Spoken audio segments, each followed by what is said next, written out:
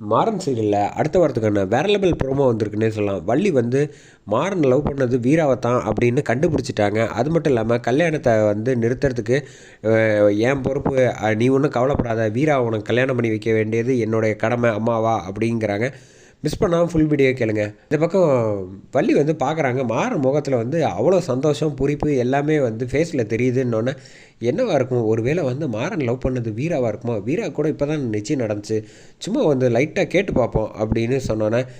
டேய் மாறா சொல்லுங்க அப்படின்னு, நீ வீராவை தானே லவ் பண்ண அப்படின்னோடனே, எப்படி இதை கண்டுபிடிச்ச அப்படின்னா, அதான் ஃபேஸ்லேயே வந்து ஒரு ஒளிவட்டம் தெரியுதே, வீரா கூட அதை பார்க்க அந்த வீடியோவில் பார்க்க திரும்ப திரும்ப போட்டு பார்க்குறிய, வழக்கமாக நீ அப்படிலாம் செய்ய மாட்டியே அப்படின்னோடனே, அவ்வளோ அப்பட்டமாவா தெரியுது முகத்தில் அப்படின்னா, ஆமாண்டா, என்னடா இப்படி பண்ணி வச்சுருக்க, வீரா ரொம்ப தங்கமான பொண்ணுடா,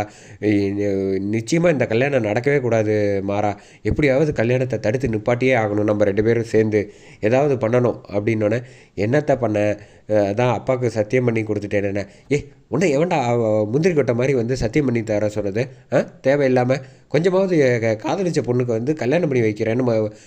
எவனாவது சொல்லுவானா அப்படின்னோடனே, நல்லா யோசிச்சு பாரு ஒரு செகண்டு, நானா சத்தியம் பண்ணேன், நீ தானே வந்து சத்தியம் பண்ண சொன்ன அப்படின்னோடனே, ஆமாண்டா அப்போ வந்து எனக்கு தெரியாதுடா, நீ வந்து உனக்கு தான் நல்லா தெரியும்ல, நீ இது காதலிச்ச பொண்ணுக்கு வந்து முன்னே நின்று நடத்தி வைக்கிறேன்னு நீ தான் சத்தியம் பண்ணியிருக்கக்கூடாது, பரவாயில்ல அந்த சத்தியம் டூப்ளிகேட் சத்தியம் செல்லாது, ஃப்ரீயாக விடு, எப்படியாவது வந்து அவள் ரொம்ப நல்ல பொண்ணுடா, அந்த மாதிரி பொண்ணு வந்து நீ வாழ்க்கையில் வந்துச்சுன்னா நீ வந்து கொஞ்ச நாள்லேயே வந்து அவ்வளோ நல்லா மாறிட்டல்ல, ஆமாம் மாறிட்டேன் தான், பட் அவளுக்கு தான் என்னை பிடிக்கலையே அப்படின்னோடனே, நீ ஒன்றும் கவலைப்படாத, உனக்காக நான் போய் பேசுகிறேன் அப்படின்னு சொன்னோன்னே, வேணாத்த, அவள் வந்து என்னைய வந்து பேசினா கூட பரவாயில்ல, ஒன்று ஒரு வார்த்தை தப்பாக பேசிட்டா என்னால் வாழ்நாள் பூரா வந்து மறக்கவே முடியாது, சுருக்கு சுருக்குன்னு இருக்கும், அவள் பேசக்கூடிய ஆள் தான், அதனால் வேண்டாம், அவள் யார் சொன்னாலும் கேட்கவே மாட்டா அப்படின்னோடனே, அவள் என்னடா கேட்க மாட்டாங்கிறது, உன்னை லவ் பண்ணுறது நிச்சயமாக அவள் வந்து ஏற்றுப்பாடா, நீ திரும்ப திரும்ப போய் வந்து